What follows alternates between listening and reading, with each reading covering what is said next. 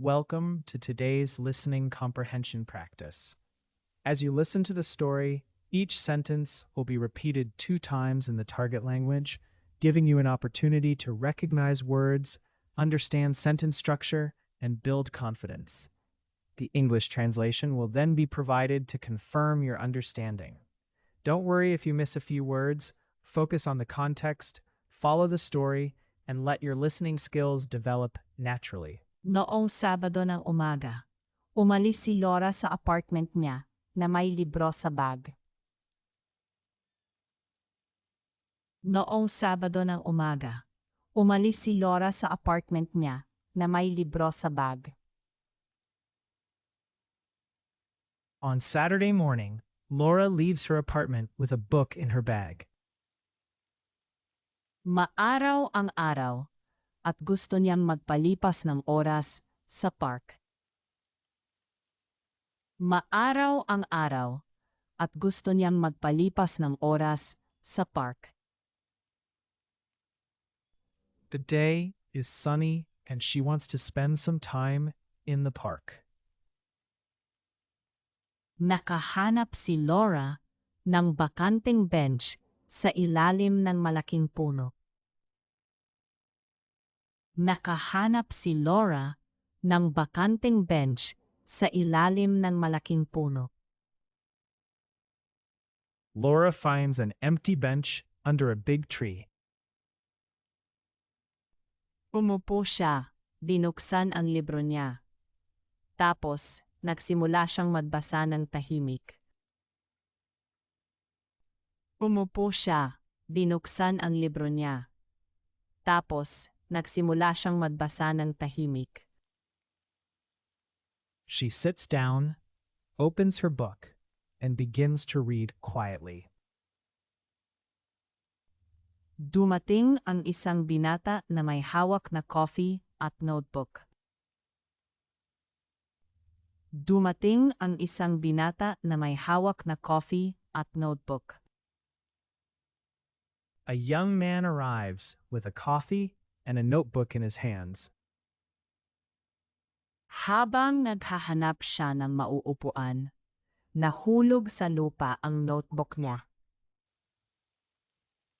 Habang naghahanap siya ng mauupuan, nahulog sa lupa ang notebook niya. When he looks for a place to sit, his notebook falls to the ground. May ilang papel na nilipad ng hangin. May ilang papel na nilipad ng hangin. Several papers move in the wind. Isinara ni Laura ang libro niya at tinulungan siyang pulutin ang mga papel. Isinara ni Laura ang libro niya at tinulungan siyang pulutin ang mga papel. Laura closes her book and helps him pick up the papers. Ngumiti ang binata at nagmasalamat sa kanya. Ngumiti ang binata at nagmasalamat sa kanya. The young man smiles and thanks her. Sinabi ni Laura na no problem iyon at sinabi niya ang pangalan niya.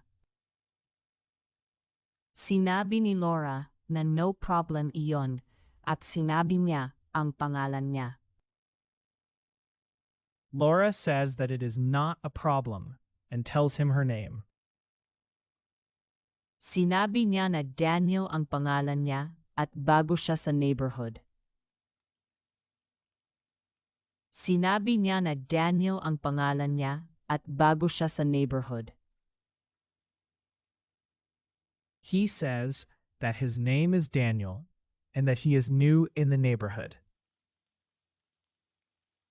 Tinanong ni Daniel kung pwede siyang umupo sa kabila ng side ng bench. Tinanong ni Daniel kung pwede siyang umupo sa kabila ng side ng bench. Daniel asks if he can sit on the other side of the bench. Umayag si Laura, at noong una, kaunti lang ang usap nila. Umayag si Laura, at noong una, kaunti lang ang usap nila. Laura says yes, and at first they speak only a little. Sinabi ni Daniel na maganda ang park at sobrang kalmado.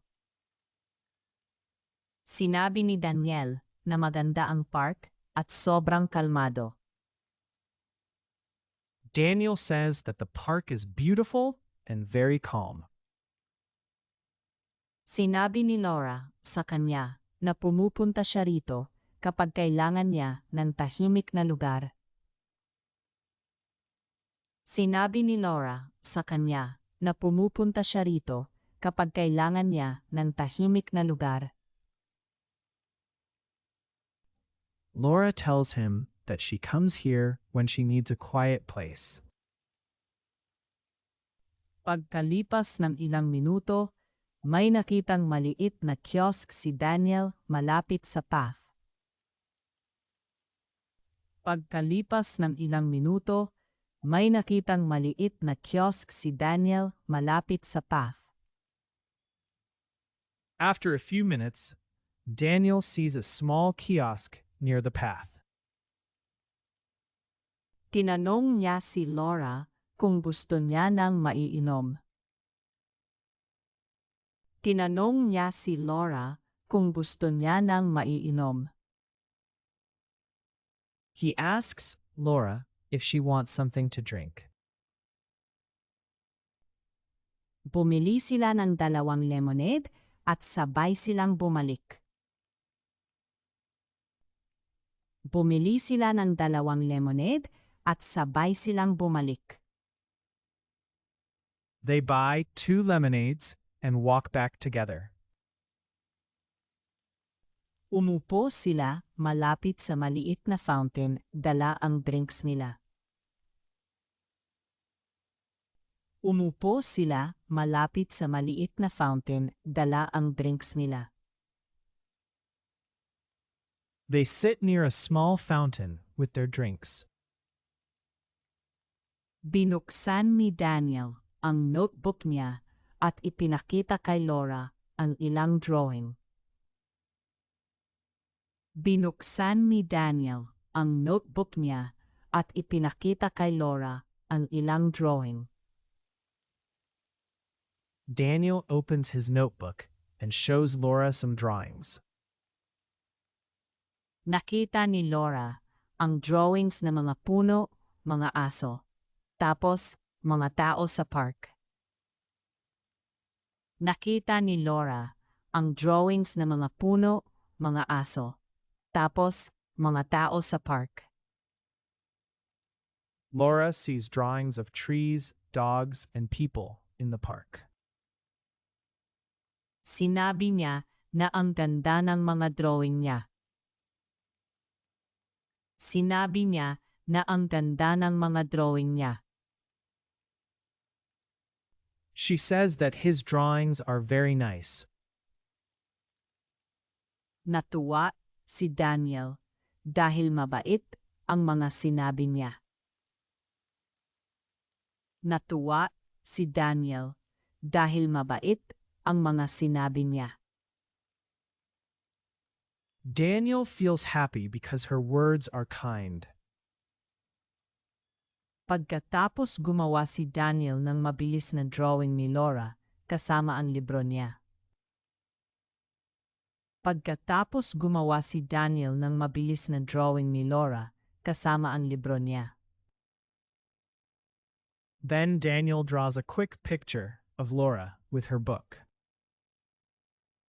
Bigla, nagsimulang umambon. Bigla, nagsimulang umambon. Suddenly, a little rain begins to fall. May payong si Laura, at sabay silang naglakad sa ilalim nito. May payong si Laura, at sabay silang naglakad sa ilalim nito. Laura has an umbrella. and they walk under it together. Natawa sila dahil tumigil ang ulan pagkatapos lang ng 2 minuto.